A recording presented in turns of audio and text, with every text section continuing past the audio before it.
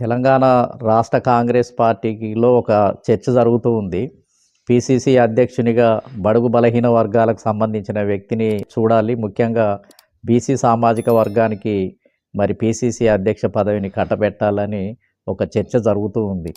దీన్ని కూడా ఏందనంటే కాంగ్రెస్ పార్టీలో ఉన్నటువంటి బడుగు బలహీన వర్గాలు కూడా ఏదో పీసీసీ అధ్యక్ష పదవి వస్తే ఏదో పెద్ద మొత్తంలో ఏదో బీసీలకు పెద్ద ఎత్తున ప్రయోజనం కలగబోతుంది. ఇది ఒక పెద్ద వాటాలాగా పెద్ద మార్పులాగా ఏదో రాబోతుంది అన్నట్టుగా దాన్ని ఒక పెద్ద చర్చ చేస్తూ ఉన్నారు. పీసీసీ అధ్యక్ష పదవికి అంత ప్రాముఖ్యత ఉందా? పీసీసీ అధ్యక్షునికి ఇప్పుడు అసలు అంత ప్రాముఖ్యత ఏముంది? అసలు పీసీసీ అధ్యక్షుడు ఇప్పుడు ఎవరు ఎన్నికైనా నామినల్గా ఉండాల్సిందే. ఇప్పుడు జరగాల్సినవన్నీ కూడా జరిగిపోయాయి. కాంగ్రెస్ పార్టీకి రేవంత్ రెడ్డి గారు పీసీసీ అధ్యక్షునిగా వచ్చినప్పుడు ఎమ్మెల్యే టికెట్ల పంపిణీ జరిగే సమయంలో పీసీసీ అధ్యక్షునికి ప్రాముఖ్యత ఉంటుంది. పంపకాలన్నీ కూడా జరిగిపోయాయి. ఏ వర్గానికి ఎవరికి ఇవ్వాలి అనేది అగ్రకులాలన్నీ కూడా పంపిణీ చేసుకొని అన్నీ అలాట్మెంట్ అంతా జరిగిపోయింది. బీసీలకు దాంట్లో జరిగింది ఏమీ లేదు.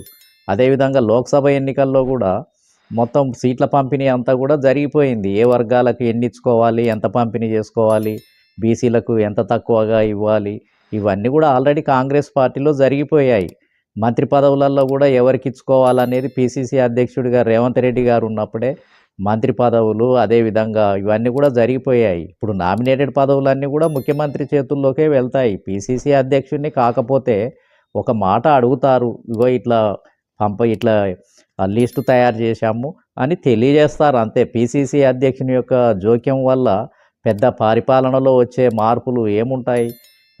ముఖ్యమంత్రే అన్ని నిర్ణయాలు తీసుకుంటాడు. పరిపాలనకు సంబంధించినవి, నిర్ణయాలకు సంబంధించినవి అన్నీ కూడా ముఖ్యమంత్రే కీలక పాత్ర పోషిస్తాడు. ఇప్పుడు అన్నీ జరిగిపోయాయి. అసెంబ్లీ ఎన్నికలు జరిగాయి, మంత్రివర్గం ఏర్పడింది, నామినేటెడ్ పదవులన్నీ కూడా జరిగిపోయాయి. అదేవిధంగా ఎంపీ సీట్లన్నీ అలాట్మెంట్ జరిగిపోయింది. మొత్తం పరిపాలన అంతా కూడా ఎన్ని పంపకాలు జరిగాయో అన్ని పంపకాలు అన్నీ జరిపేసుకున్నారు. ఇప్పుడు అన్నీ జరిగిపోయిన తర్వాత ఇప్పుడు పీసీసీ అధ్యక్షుడు బీసీ ఉన్నా, ఓసీ ఉన్నా, లేకపోతే రెడ్డి సామాజిక వర్గం ఉన్నా ఇప్పుడు అదనంగా జరిగేది ఏముంటుంది? దానివల్ల ఇప్పుడు పీసీసీ అధ్యక్షుడు కాగానే బీసీ వర్గానికి వచ్చే లాభం ఏముంది?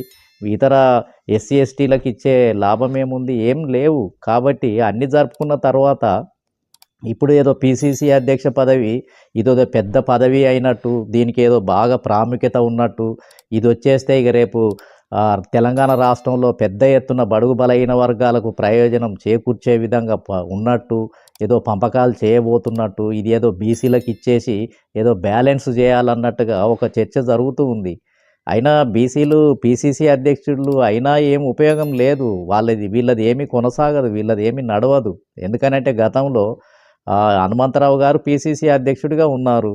దానివల్ల ఏం మార్పు జరిగింది? పీసీసీ అధ్యక్షుడిగా బీసీ ఉన్నా కానీ తర్వాత ముఖ్యమంత్రి మాత్రం అగ్రకులాలకు సంబంధించినటువంటి వాళ్ళే అయిన సందర్భాలు ఉన్నాయి. డి శ్రీనివాసు పీసీసీ అధ్యక్షునిగా ఉన్నాడు గెలిచినప్పుడు కూడా. డి శ్రీనివాస్ ఏమీ ముఖ్యమంత్రిని చేయలేదు. మళ్ళీ రాజశేఖర రెడ్డి లాంటి వ్యక్తులే ముఖ్యమంత్రులు అయ్యారు. కేశవరావు గారు కూడా పీసీసీ అధ్యక్షునిగా ఉన్నారు. కానీ అతనికి ఏమి ముఖ్యమంత్రి అవకాశం ఏమి లేదు. 2 సంవత్సరాలు రెడ్డి సామాజిక వర్గం ముఖ్యమంత్రి అయినా, మిగతా 2 సంవత్సరాలైనా మళ్ళీ కేశవరావునైనా ముఖ్యమంత్రి చేసిన దాఖలాలు ఉన్నాయా? డి శ్రీనివాసును ఒక 2 సంవత్సరాలన్న తర్వాత కాలంలోనైనా ముఖ్యమంత్రిని ఏమైనా చేశారా?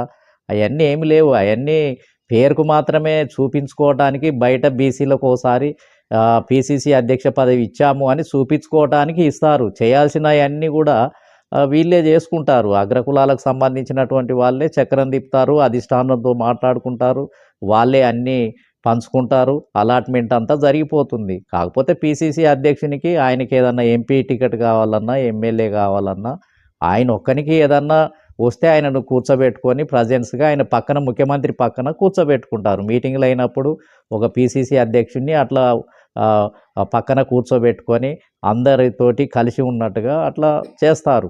కాబట్టి ఇప్పుడు ఏదో పీసీసీ అధ్యక్షుడు బీసీలకు ఇస్తే ఇంకేదో బడుగు బలైన వర్గాలకు పెద్ద మార్పే రాబోతున్నట్టు, ఏదో రాజ్యాధికారమే రాబోతున్నట్టు ఈ సీన్ అంతా కూడా క్రియేట్ అవుతూ ఉంది.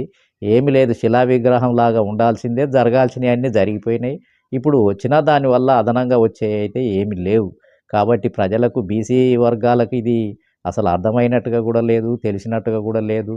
అసలు ఏం జరుగుతుందో కూడా తెలుసుకోలేని పరిస్థితుల్లో మరి బడుగు బలహీన వర్గాలు ఉన్నట్టుగా అనిపిస్తూ ఉంది.